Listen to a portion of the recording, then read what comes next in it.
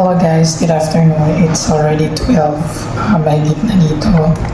And ngayon ko lang nalaman na yung nasa loob pala ng ref, itong bag na to, is gift pala to ni Madam Haifa sa akin. Kasi kahapon sabi niya, may meeting kasi sila tapos nag-serve ako, tapos marami silang order, ganyan. Tapos sabi niya, don't worry, tomorrow I will bring you gift. Hadiah daw, sabi niya ganun. Tapos kanina late ako pumasok kasi for some reason, and then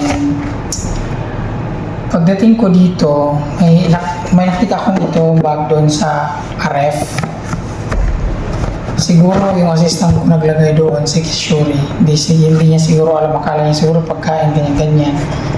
So sabi niya, Tofi, pumunta siya dito, nag-order na yun si madam ng Turkish coffee sa akin with sugar. Sabi niya, Tofi, nakita mo yung gift ko sa iyo? Sabi ko, gift? Sabi ko, saan ma'am? Sabi niya, nandyan. Sabi ko, sabi niya, yung maliit na bag na black. Sabi ko, may nakita ako dito sa loob ng ref. Tapos sinig ko, ito nga, Diyos ko, nilagay sa ref.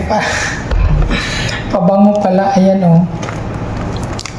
Sana mabango to, sana magustuhan ko yung amoy niya. Ayan, thank you Madam Haifa. Ayan.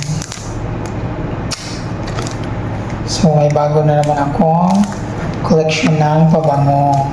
Ayan, yung iba kong pabango iniwan ko sa Pilipinas para hindi ko ma-consume kaagad. So meron pa rin naman ako mga pabango dito, mga ilang pabango. Ayan, tapos yung iba bigay ng friend ko.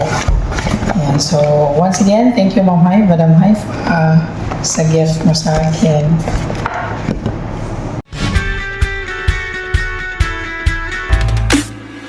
Baby, now let me warm you up.